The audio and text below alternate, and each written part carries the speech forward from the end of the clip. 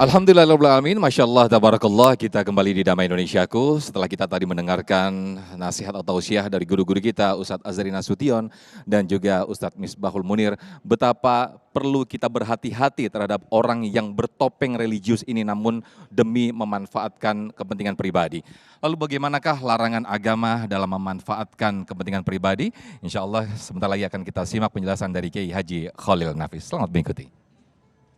Assalamualaikum warahmatullahi wabarakatuh.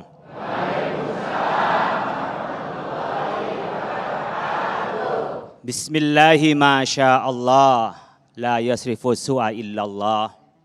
Bismillahi masya Allah, la yasukul khaira illallah. Bismillahi masya Allah, makana min ni'matin faminallah. Bismillahi masya Allah, la haula wa la quwata illa billah.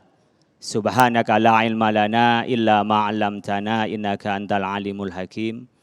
Bapak Ibu sekalian yang dirahmati Allah Subhanahu wa taala, pada kesempatan ini kita bicara soal keagamaan kita.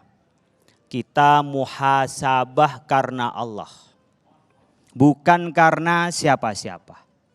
Paling tinggi nilai keagamaan itu mahabbatullah. Al-Ghazali menyebutnya yang juga diringkas Ad-Dimashqi dalam kitab Mau'izatul Mu'minin min Ihya Ulumiddin, disebutkan tahqiqu mahabbatillah, menyatakan cinta kepada Allah. Pak, dulu menyatakan cinta ke ibu bagaimana, Pak? I love you. Ya, I love you. Ibu pernah dengar itu dari Bapak? Enggak. Berarti Bapak itu benar-benar cinta kepada ibu. Karena kalau orang cinta beneran nggak bisa bicara I love you. Apalagi I love you. Nggak bisa. Biasanya tidak bisa berkata-kata tapi bisa jadi refleksi dalam kehidupannya kalau cinta. Orang yang banyak ngomongin cinta itu biasanya penggombal. Pernah digombal? Alhamdulillah, memang ibu-ibu tuh senang digombal. Udah tahu tua, udah keriput dibilang cantik, senyum-senyum. Kan ngeri kita kan. Oh udah tahu kok, setelah itu ngaca, apa bener saya cantik kan gitu. Kira-kira begitu orang tukang gombal agama. Tukang gombal agama begitu Bapak Ibu sekalian, mohon maaf tanpa menyinggung Yai Misbah.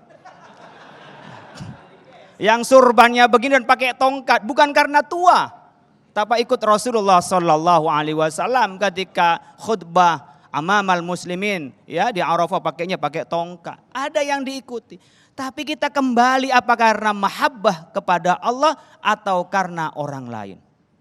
Pak, apakah enggak boleh Pak karena orang lain Pak, mantas-mantesin boleh asalkan jangan sampai mengalahkan kita cinta kepada Allah Subhanahu. Enggak setiap orang pakai atribut itu salah, tidak. Tapi kalau ujuk-ujuk kesehariannya pakai celana pendek perempuan, pakai kaos singlet, pas ketangkep jadi penipu cosplay itu tiba-tiba pakai kopiah dan pakai baju koko. Itu yang tidak suka. Kenapa? Apakah baju ada agama Pak? Enggak ada agamanya baju, tapi kebiasaan kita mempunyai stigma. Kalau sudah pakaian seperti Kiai Misbah, Yai Azhari Nasution ini pakai orang yang beragama. Ini kalau pakaian begini, tiba-tiba orang nggak pernah pakai itu setelah menjadi pesakitan lalu pakaian seperti itu. Apa tujuannya? Kan kita kebawa, jangan-jangan kebiasaan orang ustadz ini jadi narapidana ini. Kita biasa jadi narasumber bukan jadi narapidana. Bapak Ibu sekalian, demikian juga di musim politik begini. Kadang-kadang orang-orang gak pernah ke masjid, rajin ke masjid, doain dapat hidayah. Awalnya pura-pura, mudah-mudahan dapat hidayah. Tapi kalau tidak Bapak Ibu sekalian, tadi disampaikan oleh Kiai Azhari, disampaikan oleh Kiai Misbah. Kalau karena ini nipu orang, yang dipakai nipu orang agama, itulah yang dosa besar. Allah menyebutkan fawailul lil musallin alladzina hum an salatihim sahun. Itu kan penipu. Tidak ingat kepada Allah, tidak cinta kepada Allah, yurauna, pamer ria. Tapi kalau karena Allah, begitu juga dengan yang lain, biar kita ada jadi teladan Pak, jadi contoh, nggak apa-apa, nggak apa-apa. Tapi kalau semata-mata biar dipilih nanti saat pilkada, pilih soal pilek, pilek itu Bu, apa pilek Bu? Pilek itu apa Bu, pilek Bu? Flu.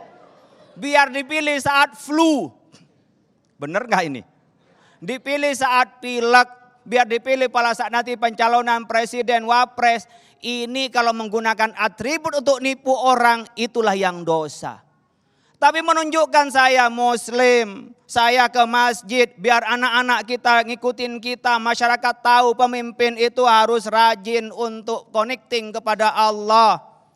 Karena mata ini nggak bisa dipercaya pada dasarnya. Kadang-kadang ketika senang kelihatan cantik, ketika benci kelihatan Begitu juga Bapak Ibu sekalian, ketika kita dalam keadaan senang, keringat pun juga nyaman. Coba ketika kita ini dalam keadaan benci, parfumnya pun benci. Ini bisa kita lurus secara berpandang bagaimana yang baik kalau kita connecting kepada Allah yang meluruskan kita. Oleh karena itu Bapak Ibu sekalian, jangan sampai karena kepentingan pribadi itu kita menggunakan agama, kemudian agama untuk menipu orang. Tapi untuk kepentingan pribadi kita menggunakan agama. Bagaimana agama menyelamatkan kita dan menyelamatkan masyarakat untuk kepentingan pribadi dan untuk kepentingan agama. Itu enggak apa-apa, malah dianjurkan. Makanya ketika kita sedekah, kalau tidak karena kepentingan silahkan sembunyi-sembunyi saja. Tapi untuk dakwah pada orang, saya ngasihkan sedekah berapa banyak. Boleh biar orang pada ikut pada kita. Oleh karena itu disebutkan dalam Al-Quran, innalladzina yaktumuna ma anzalallahu minal kitabi wa yashtaruna bihi samanan qalila ulaika ma ya'kuluna fi butunihim illan nar. Ya, mengatakan tidak ada yang dimakan kalau kita menggunakan cara orang-orang Yahudi dalam turunnya ayat ini. Menipu pada mereka, kemudian ditutupin hal-hal yang baik, disampaikanlah hal-hal untuk kepentingan diri sendiri untuk dapatkan hadiah. Kemudian dia tidak jujur, itu tidak ada yang didapat dalam makanan itu kecuali adalah neraka. Wala yukallimuhullahu yaumal qiyamah. Allah tidak akan ajak bicara di hari kiamat. Wala yuzakkim, Allah tidak akan ampuni. Walahum adzabun alim, dia akan mendapatkan siksaan dari Allah. Kalau menggunakan agama untuk menipu orang lain, digunakan agama untuk cinta kepada Allah Subhanahu wa taala.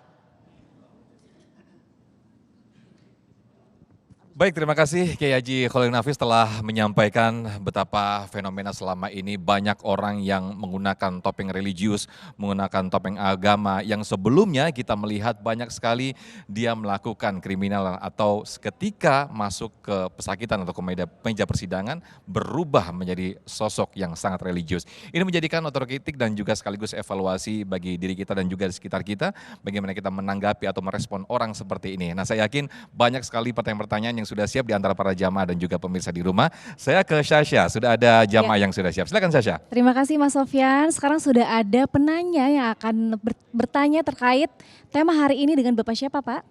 Bapak Jiwa Setiaji. Bapak Jiwa Setiaji, silahkan Betul. pertanyaannya Pak. Baik, terima kasih. Assalamualaikum warahmatullahi wabarakatuh. Bapak Ustadz yang terhormat, pertanyaan saya, apa sih kriteria daripada bertopeng religius untuk mencari suatu keuntungan?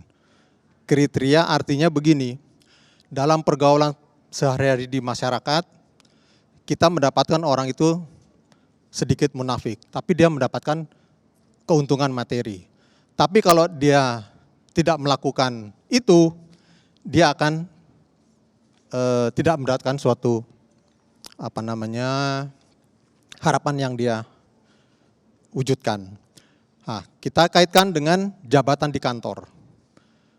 Menghadapi orang-orang tersebut, Pak Ustadz, rekan kita lihat sebagai seorang munafik, tapi dia mendapatkan suatu peran tugas yang sangat luar biasa di satuannya. Nah, bagaimana kiat-kiat kita menghadapi situasi seperti itu? Terima kasih. Assalamualaikum warahmatullahi wabarakatuh. Baik, waalaikumsalam warahmatullahi wabarakatuh. Terima kasih Bapak. Ya. Pertanyaannya berarti Ustadz, ini ciri-ciri dari orang munafik dan bagaimana kita menghadapi orang munafik. Nah, kita akan menjawab pertanyaan tersebut sesaat lagi pemirsa, jangan kemana-mana, tetap di Damai Indonesiaku.